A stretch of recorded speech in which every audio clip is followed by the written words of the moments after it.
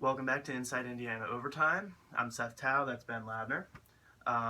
We're in Bloomington still, but we just watched Indiana lose to Minnesota 75 to 74 on a last second chance bucket by Akeem Springs. Got his own rebound off a missed three-pointer, and Indiana didn't box out, and he was able to put his own shot back up, and he shot just 2 of 13 on the night, but he had the deciding bucket.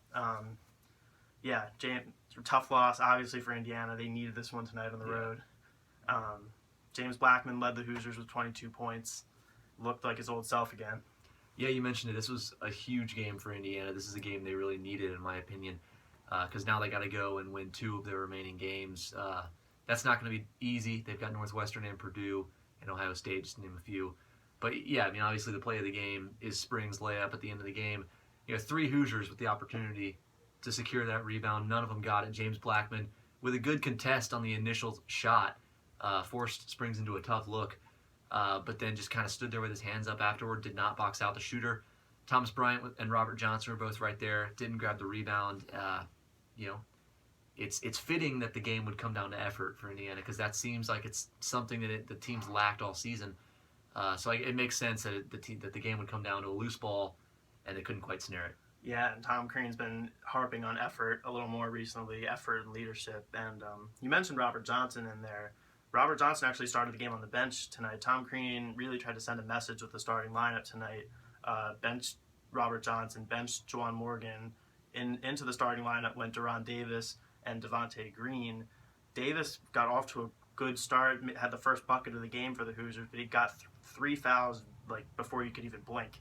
And early in the second half, he had 4 fouls, but only 3 minutes played. But he played well down the stretch. But what's concerning, back to Robert Johnson, what's concerning for Indiana, Robert Johnson went scoreless tonight. First time all season that he didn't score a point. 0 for 6. I mean, what do you think is wrong with him right now? I think it's in his head a little bit. I think Tom Crean was trying to send a message tonight by not starting Johnson. And obviously that's maybe not unwarranted, the way that he's talked about his juniors leading up to this game, and the lack of production, frankly, that they've gotten or that they haven't gotten from those juniors. But I think coming off the bench kind of maybe got in his head a little bit, and I think we saw it early in that first half. As soon as Johnson went in, he made a mental mistake, and immediately Tom Crean pulled him back out of the game. You could see they got a shot of it on TV. Tom Crean turns to the bench, says, "Let's go right now, get him. He's out." And he put Curtis Jones or Devontae Green, whoever it was, back in there. I think as a player, being on such a short lease, especially when you've been a starter for a long time, and then you're asked to come off the bench, and you know that it's punitive, and you know that it's the coach trying to send a message or trying to bring about some kind of change within the team, and then you're on that short of a leash when you come into the game, it's really tough to get a rhythm going, and it's really tough to play when you're always looking over your shoulder, worrying, what is the coach going to think about this? Can I make the shot? Can I take this shot? I think that's not the only reason we saw him have such a tough night shooting, but a big reason for it. Yeah, I mean, the thing is, this isn't anything new for Robert Johnson of late. I mean, he had 2 turnovers. You mentioned he had 2 turnovers basically right after Tom Crean put him in the game, and Crean was furious, pulled him right back out. Johnson leads the team in turnovers per game this year. He's been very careless with the ball, especially in Big Ten play. And, I mean, his shooting has just looked very off of late. And, I mean, so had James Blackman's heading into before tonight. I mean, he still missed 10 shots, but, I mean, he looked a little more like his old self again. But Robert Johnson has just not figured it out. I mean, it's got to be a confidence thing or something. Yeah, and even dating back to the Louisville game in Indianapolis, I think right at the turn of the new year, Johnson, I think, went 1 for 14, 1 for 13 in that game. Really rough shooting night, and more of the same tonight.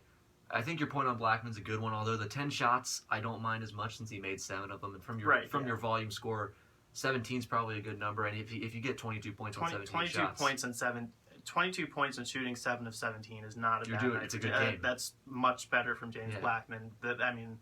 This was his 3rd game coming back after that leg injury, and it was easily his best performance of the 3. Yeah, he threw in 6 rebounds, and he had as good a look as you could ask for there on the last play, considering that they had to go the length of the floor in 3.5 seconds. But Deron Davis is a guy you mentioned at the top of the video.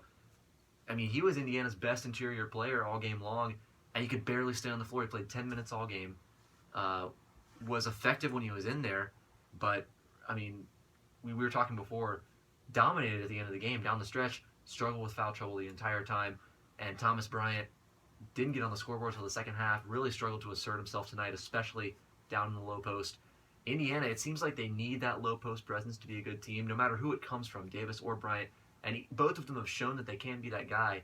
But if one of them has it going and the other doesn't, and that guy gets in foul trouble, Indiana really, they struggle and they start going towards the outside and forcing up looks and not working for good shots. Yeah, and Thomas Bryant's struggles really have to be concerning for Tom Crean, because this is the second game in a row that he's really struggled to get it going. And Minnesota really employed the same kind of game plan against Bryant that Michigan did, just basically double-teaming Bryant down low whenever he touched the ball. And, I mean, more often than not, Bryant looked like a deer in headlights for the second straight game. I mean, he scored 8 points but shot 3 of 14. And, I mean, before this run of a couple games of him struggling, Bryant was just dominating. I mean, he looked like the Thomas Bryant that we were kind of expecting this season. But, I mean, if teams are just going to keep double-teaming him and he's going to look like deer in headlights for the rest of the year, I don't know where Indiana's going to go, especially if Deron Davis can't stay out of foul trouble like he did tonight. Yeah, and ever since OG Anunoby went down and when Blackman missed time and Morgan was out of the lineup, Bryant was always sort of the guy who was the steadfast presence in the starting lineup, and once those guys got injured, was the guy that Tom Crean and the rest of the team looked to for that production on offense, and he's been very inconsistent with it. He brings it some nights, he doesn't others, and like you said, when teams double him and they throw defenses at him that he hasn't necessarily seen before or very often, he really struggles. He dribbled right into the help side defense a couple times tonight, especially on one crucial play late in the game. He's just not a player at this stage in his career who's able to read and react to defenses and make the correct plays off of what the defense gives him. And I think that's obviously the next step in his game. But right now, if you're Indiana, you can't be talking about the next thing, the progression he'll make next year. You need that sort of thing right now, and they're just not getting it.